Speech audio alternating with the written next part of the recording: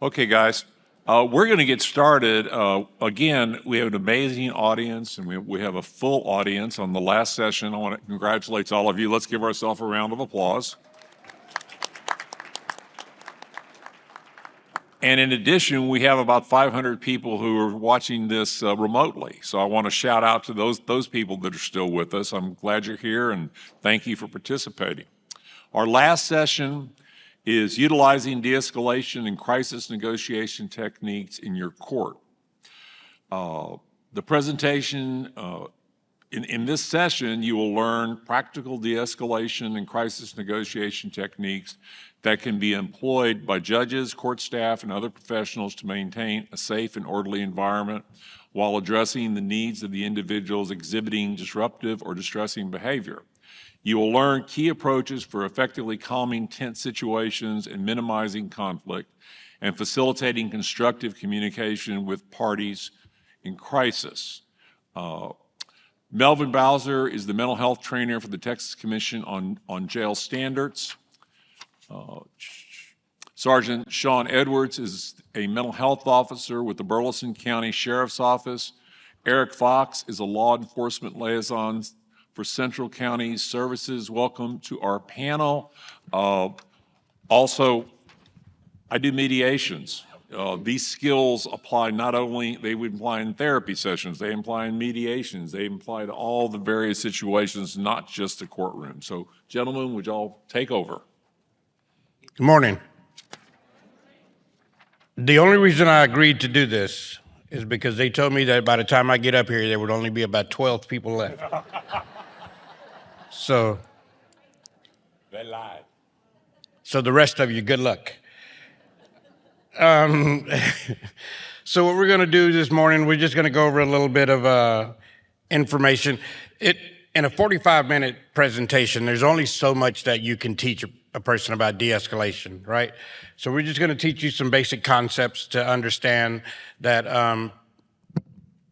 that go with any situation where you would have to de-escalate somebody. And I hope you get something out of this. And yeah, I can't believe there's so many people still here. Well, forget about the other 500 on the camera. Right? Does it play on its own, or do I need to click it again? Oh, there we go. Judge, would a distraught father have a chance to say something? Go ahead, sir. You son of a bitch. No, we don't want to swear. We don't want to have profanity. I can't imagine the anger and the anxiety and the feeling of wanting retribution. And if you need to say something to help you, I'm more than willing to let you say something. But in a courtroom, we don't use profanity. But if you have some words that you would like to say, I would like to give you the opportunity to say that. I would ask you to, as part of this sentencing, to grant me 5 minutes in a locked room with this demon. I have Would you do that? That is not how Yes our... or no? No, sir, I can't. Would you give me that. 1 minute? You know that I can't do that. That's not how our legal system Well, I'm gonna works. have to stop.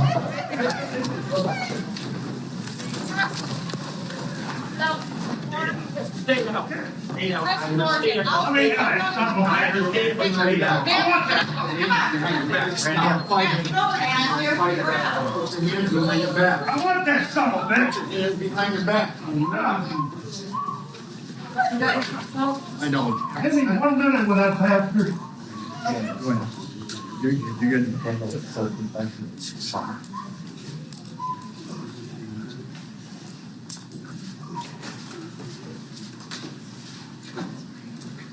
One minute. Relax, sir.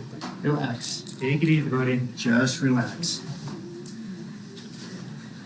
Okay, now we're gonna kind of let up, okay? You have to let up too, okay? All right. Sit up. Get on your side. Sit up. Where is he? 1, 2, 3, up.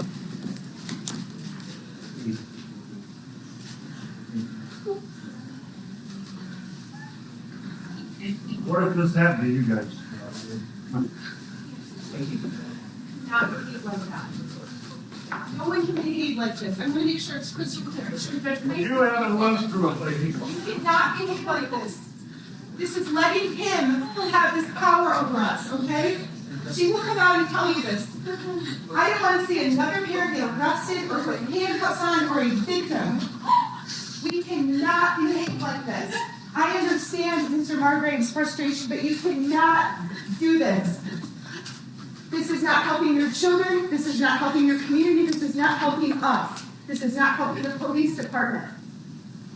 Use your words, use your experiences to get him and to change. Do not use physical violence.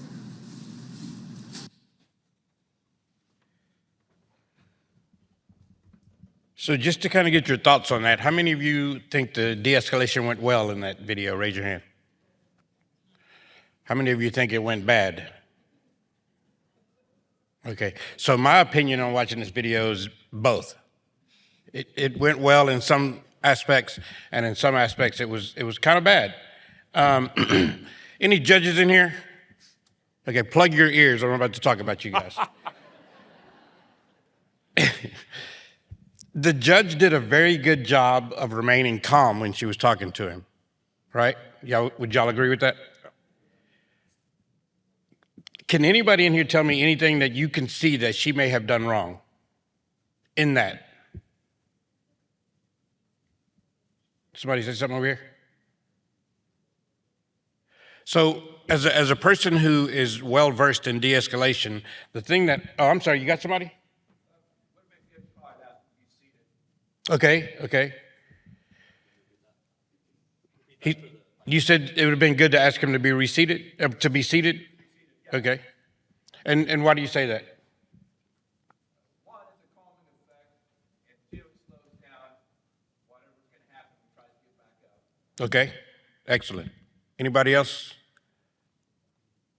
Where?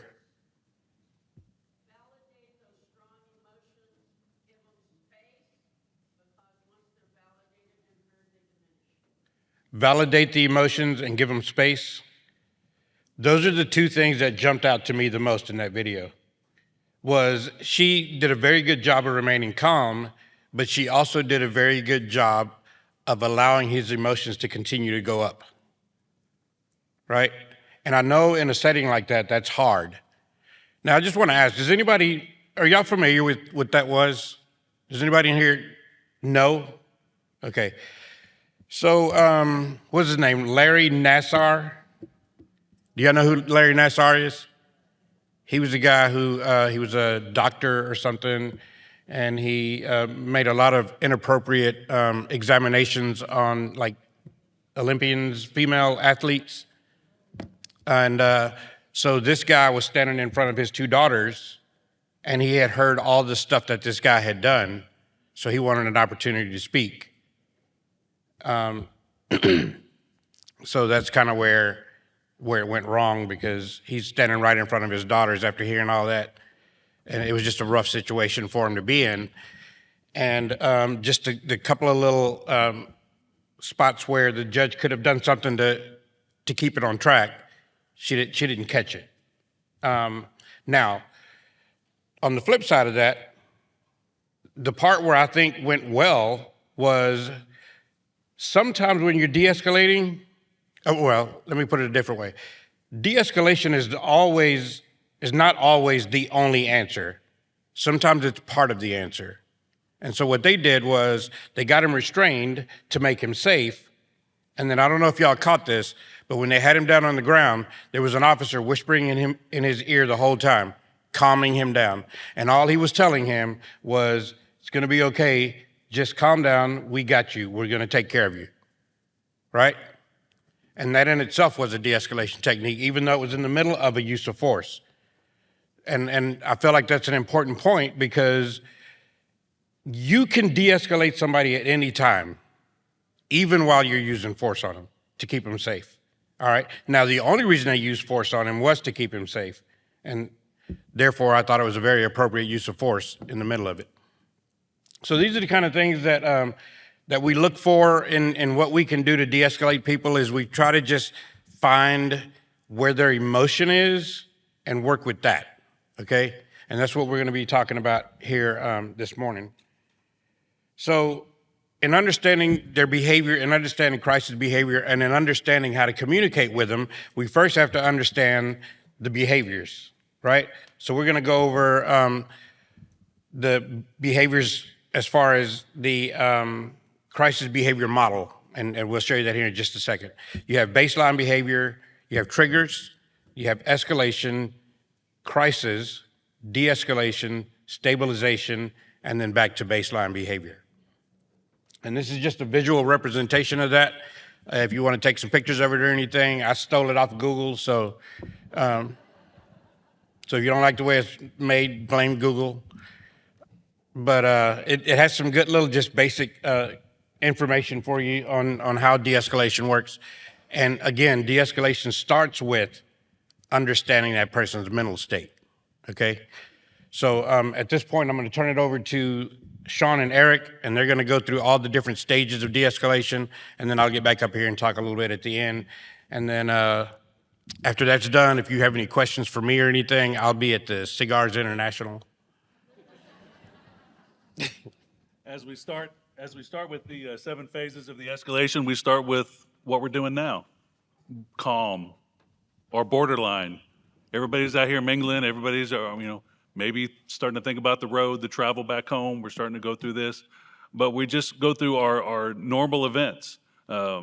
We are looking for, we're cooperative, we're communicating with each other, we're able to engage positively with others. And then we also can, we're all relaxed for the most part. Up here we're not, but down there you are. Breathing patterns are good. It's a general sense of well-being. That's our borderline. That's our base. That's our calm of what we are. That's the first phase of the escalation. So what does that calm mean to us? That means we've paid our bills.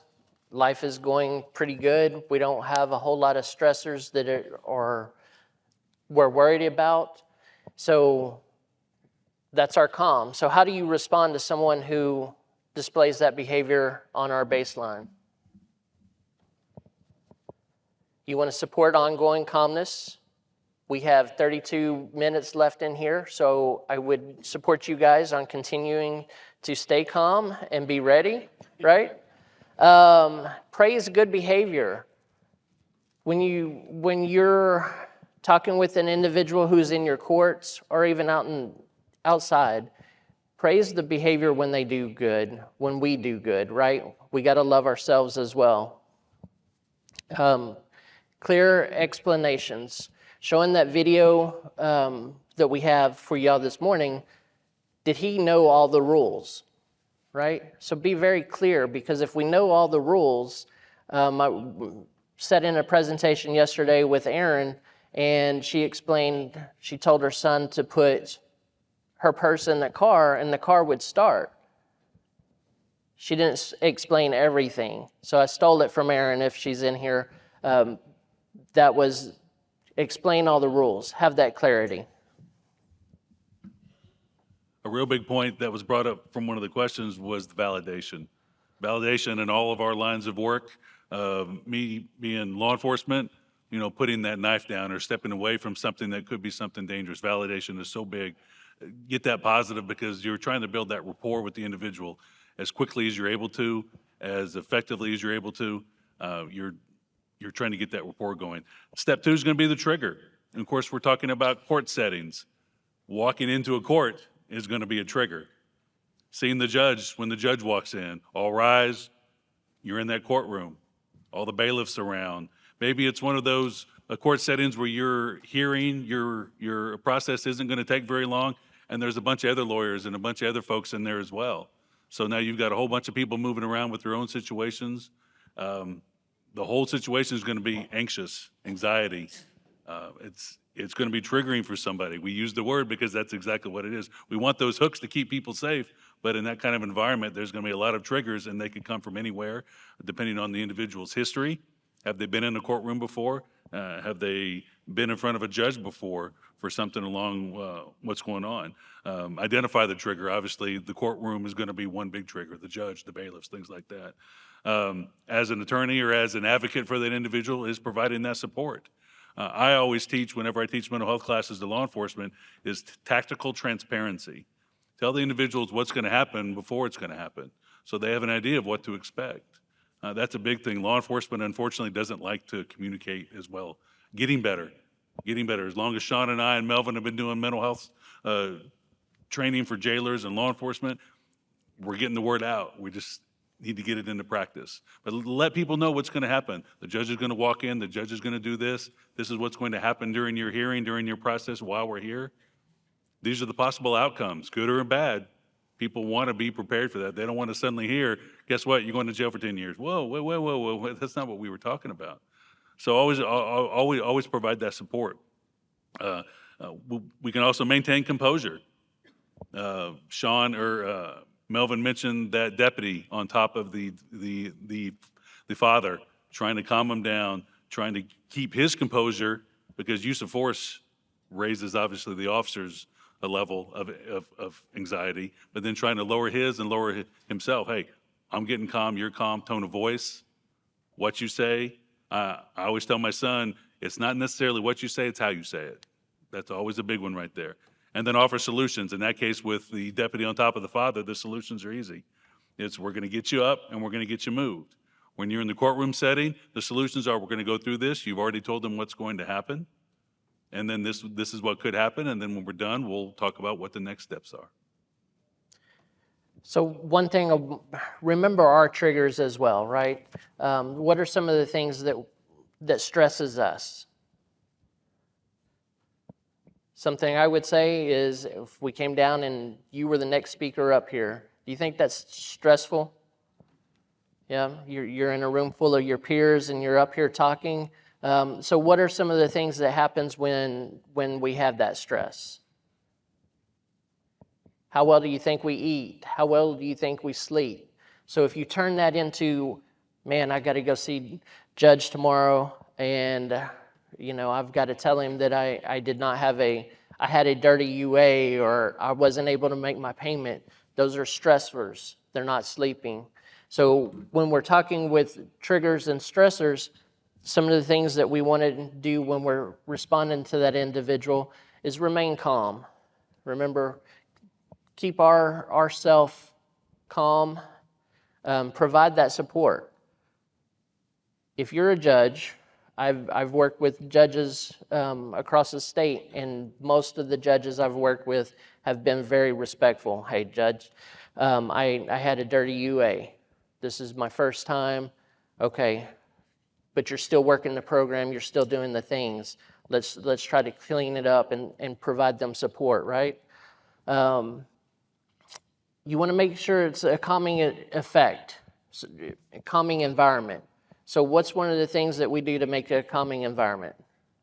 Sometimes we just say good morning, right? Smile at somebody, good morning.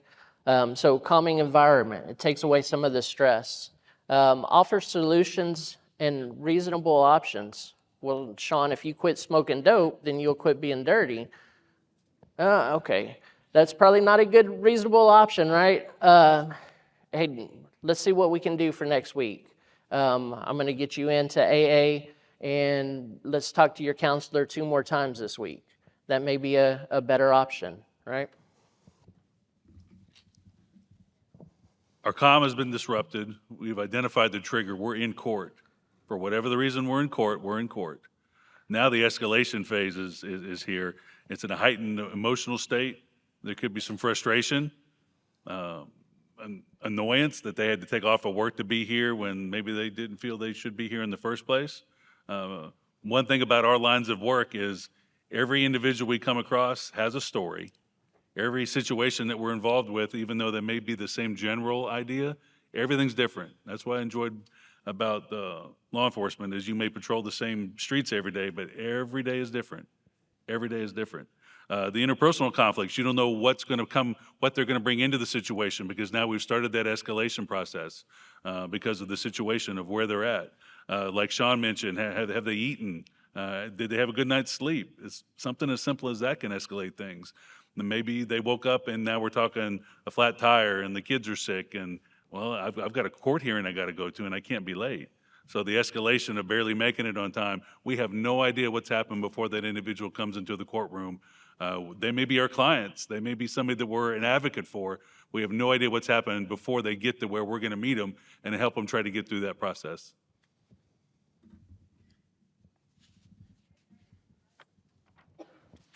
Hey, we're with you there. How long till we get home?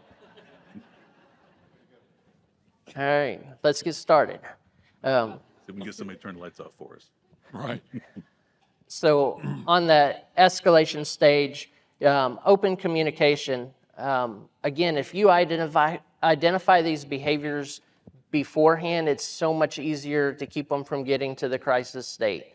So if you start identifying these behaviors and use some of these techniques, one of the best techniques to use is a breathing technique.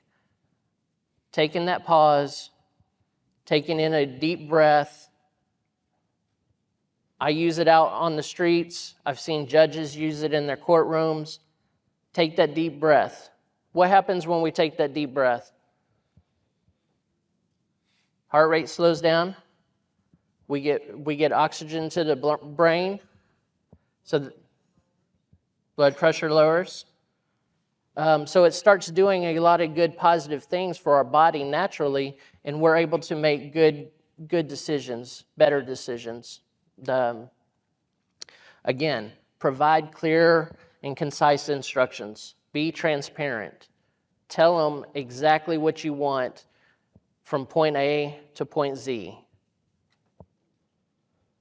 Now we've gotten into the higher escalation, which is obviously going to be a significant increase in their intensity or the intensity of the feelings, the anxiety.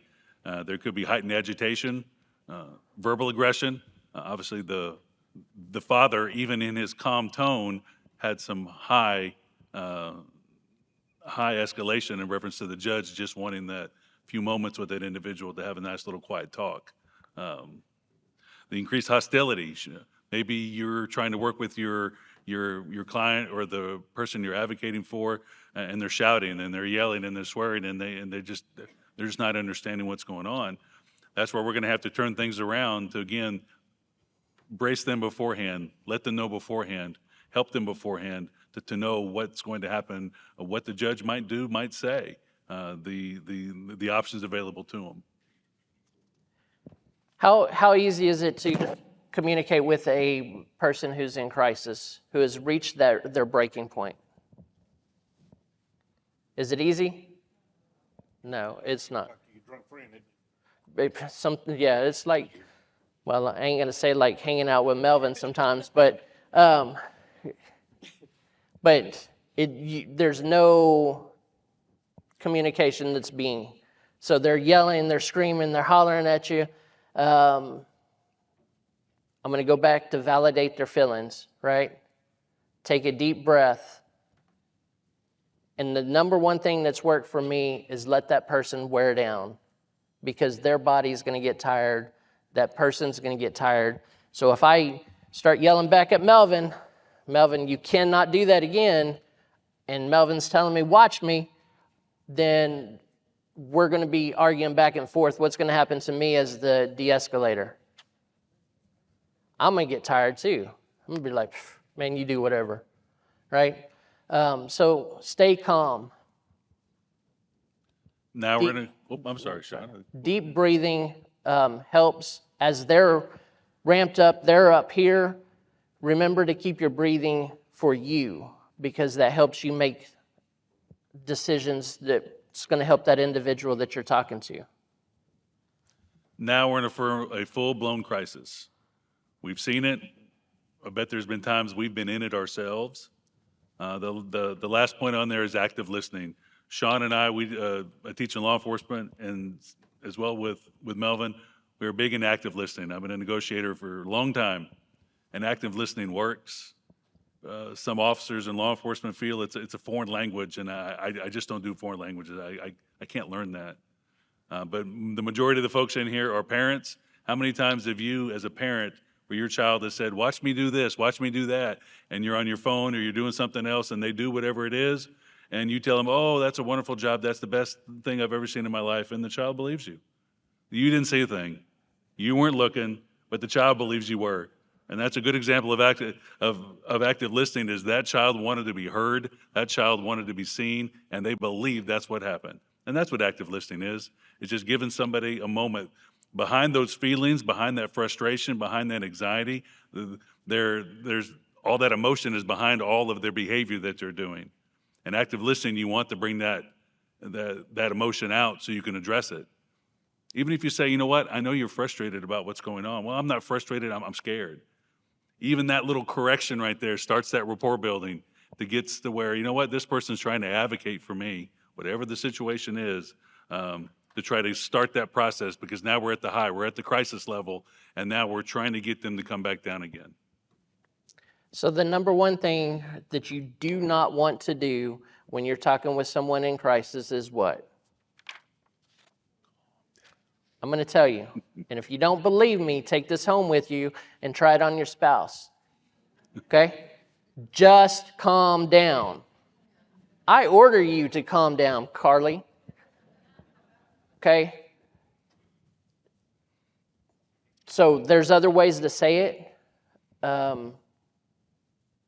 Hey, how can I help you calm down?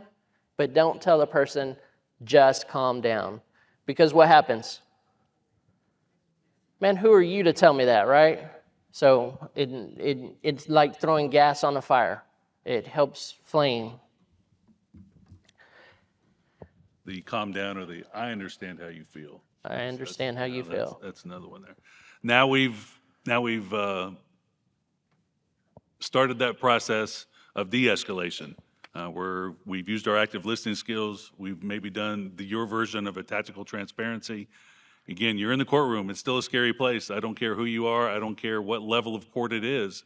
It can still be a scary place, even for an officer on the stand in reference to a traffic ticket, and I'm trying to say why I wrote the ticket in front of a jury of their peers. It still can be a scary place because you're trying to work through situations. The de-escalation is probably the most critical, because you're starting that process of trying to get them to, or help them regain control and calm down. But you're going to have to use your skills of communication. Communication is a big thing that I'm preaching to the choir in this room, of just actually saying something and listening.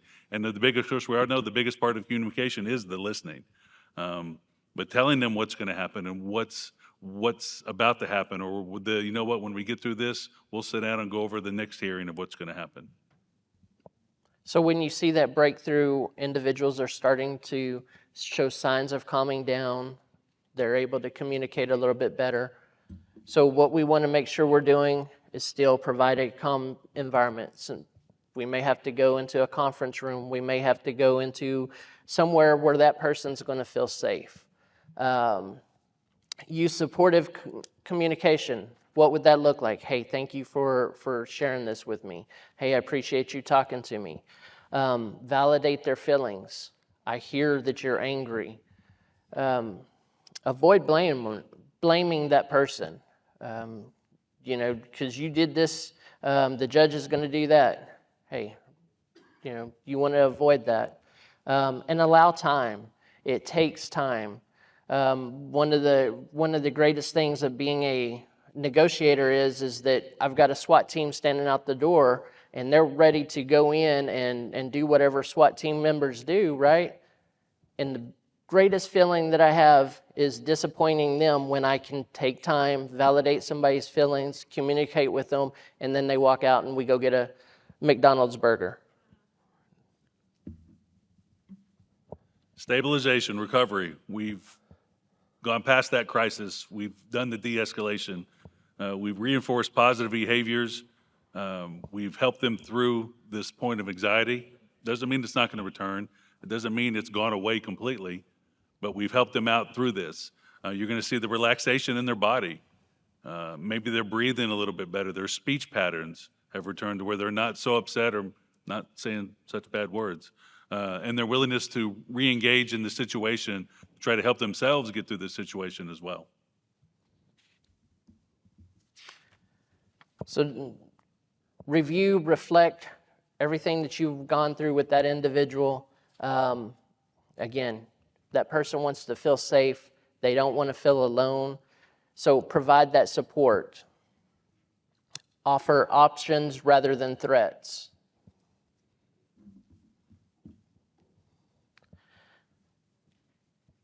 So as we're getting close to the end of this, one of the things that has helped me be successful is 5 universal truths to every human interaction, right? I strongly believe that you treat people with dignity and respect. People would rather be asked than told. People want to understand the reasoning why. Give options instead of threats. Because when I go home, my wife's going to give me the option of washing the car or helping her set up the kitchen. I'll be outside. So, and everybody wants a second chance. There's not been a perfect person that I've met yet that hasn't looked for that second chance. So those are the things that I strongly believe in, and I think that if everyone looked at that as a common ground for us to work with, de-escalation and communication is much easier.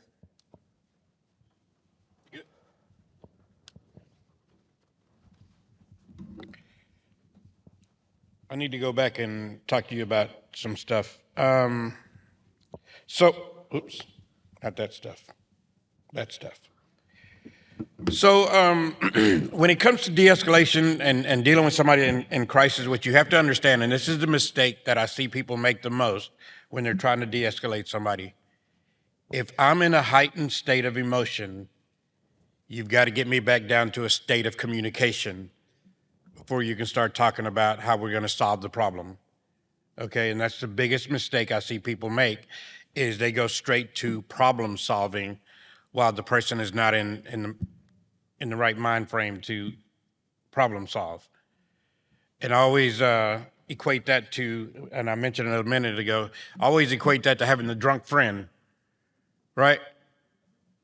When he's sober, he's the smartest guy in the room.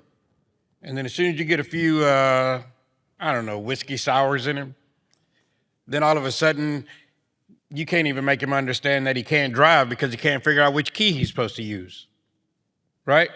And that's because he's in a state of emotion that just doesn't work. And so you got to get him, in his case, sobered up before he understands. And so think of crisis as being that same type situation where you've got to get him calmed back down before you can do anything. The other point I wanted to make was I wanted to talk about a little bit about, they mentioned active listening skills. You can get online, you can do like I do, you can cheat, you can get online, get on your little Google machine and look up active listening skills and learn them one by one. There's like 8 of them, right? But if you're not familiar with active listening skills, I can tell you this. It's as simple as do something that convinces the person you're communicating with that you're listening, right? If they feel like they're being listened to, they're going to be more likely to talk to you. They're going to be more likely to calm down. That's the basic rule for active listening. And like I said, there's a whole set of skills that you can learn to facilitate that, but just know that if you're doing something that makes me feel like you're listening instead of fighting me, I'm less likely to continue the fight. If you put me in a position where I feel like I have nothing to fight for, I'm not going to fight, right? If you're on my side, if I feel like you're on my side, there's no reason for me to fight. So we were going to do a demonstration on the crisis cycle, but it's just kind of tricky the way we're laid out. So what I'm going to do instead is I'm going to give you a few minutes if you need to ask any questions, if you have any concerns about anything, if you've been in a situation where you want to know what you could have done different so that it would have worked out, anything at all. I'm going to give you about 5 minutes or so, and then I'm sending you on your way. There's a mic way over here, but speak up.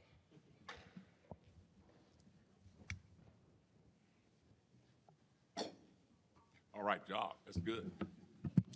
Can you discuss how your approach would be different if a client had IDD or autism?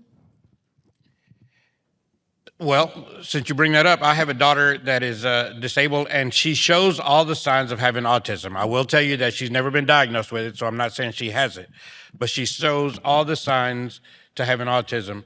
Her behavior is extremely challenging when she feels validated, and when she feels like she has choices, we have no problem out of her. So that's the best answer I can come up with for that one.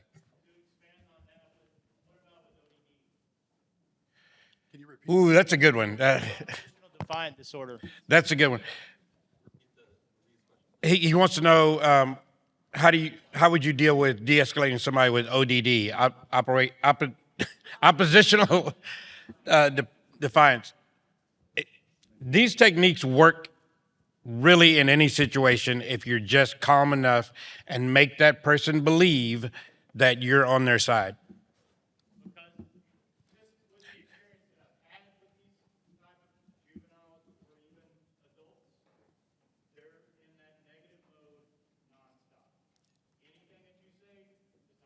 What I was going to say is they're looking for a fight. They're hoping you bring a fight to them. If you put them in a position to where they feel like there's nothing to fight, they don't fight. It's hard. It's harder with somebody like that because they're playing a game, but it can be done. We had a guy that was diagnosed with antisocial personality disorder, and he was like, there's no nice way to say it. He was a jerk. And I'm keeping it mild here. He was just a complete jerk. And he did everything he could to start a fight in every situation. And whenever he would start acting up, they would call me, I would go talk to him, I would use these skills, I'd make him feel like he had somebody on his side, and the next thing I know, he's doing anything I wanted him to do on his own, because I'd never tell them what I want them to do. If I get you calmed down, I give you options and you pick what you want to do. So it works. It's tricky, but it works. And How'd you get your own microphone? it was actually handed to me. It's like magic. But just to add to that, I would say don't interact with a diagnosis, interact with a human being. Yeah, very good. Very First. good. She said, don't interact with the diagnosis, interact with the human being. And that's, like I said, I use that approach on my daughter. Mm-hmm. And I make my daughter, does anybody in here have daughters? You make them feel like princesses? I don't care what my daughter's problem is. She's a princess when I'm dealing with her. Does that make sense? Mm-hmm. It's hard to fight somebody when they're making you feel that way. What else? That was a good one. Wait, she still has So just go the ahead. question Go ahead. That was, is your microphone, isn't it? No, we're going to share. Just play it. I don't think they'd give me my own microphone. But just to maybe ask you to elaborate a little bit on what you're looking for to avoid getting to the crisis level, to interrupt the upset at the earliest possible moment. What you're looking for to keep it from becoming a crisis? That's a very good question. What I look for is in any interaction I have with anybody, what can I do to bring them to their baseline or keep them at their baseline? Because I'll tell you now, I can de-escalate you real quick if you're at the baseline phase or the trigger phase. It takes very little. And so I try to keep people at that. If I see them think, and a good example of this would be, we were talking about courtrooms, right? A good example of keeping people from escalating is you got a person that walks into the courtroom. They see everything going on. It looks too official for them. Looks like they're about to get 99 years to life for public intoxication, right? So before they start processing that I'm about to go to prison forever, you can just talk to them about how this process works, how this is going to go, what they're going to see, what they're going to hear, and how it's going to probably end up. I mean, you can't always tell them what the exact outcome is, but, and again, going back to my daughter, if I make her feel comfortable about what's about to happen, then whatever's about to happen doesn't bother her. She doesn't get warned, you better have your boxing gloves on. you know? So yeah, same kind of, that's a very good question, because that's my goal, is to try to de-escalate a person before they're escalated. It's so much easier then. Thank you. That was Anybody a good else? question. What else? All right. I think the judges, You think what? judge. Okay. Well, we've got 5 minutes, but, let me wrap this up and give you a couple of minutes back. First of all, thank you guys. I lived with a bailiff.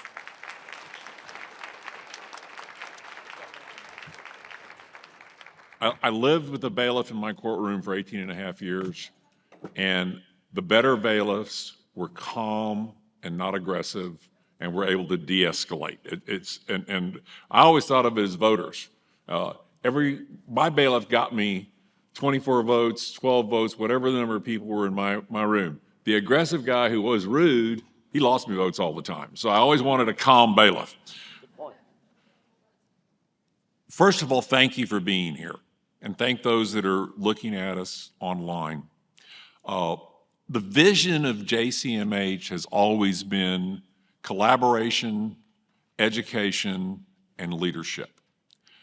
By being here, you're collaborating and you're learning how to collaborate. The only observation I have there is collaboration means sharing your resources when you go to the table, not just I want y'all to collaborate with me and I want to keep everything to myself. Education, you've been participating in this education, all this stuff is available online. Share it, take it forward, use it. Incredible gems all day long. And then leadership. And in many ways, we could give a conference on leadership. But by being here, you're a leader. By taking the time and making the time in your schedule, you're a leader. Take it home and lead. Now, one thing, I've been doing things that make people mad now for almost 50 years as a lawyer. And I will tell you, some people, when they take on a leadership role, they get upset when people are mad at them. What I say to these people, or myself, is if you don't have somebody mad at you, you're not doing enough. So get out there, make change, advocate change, think big.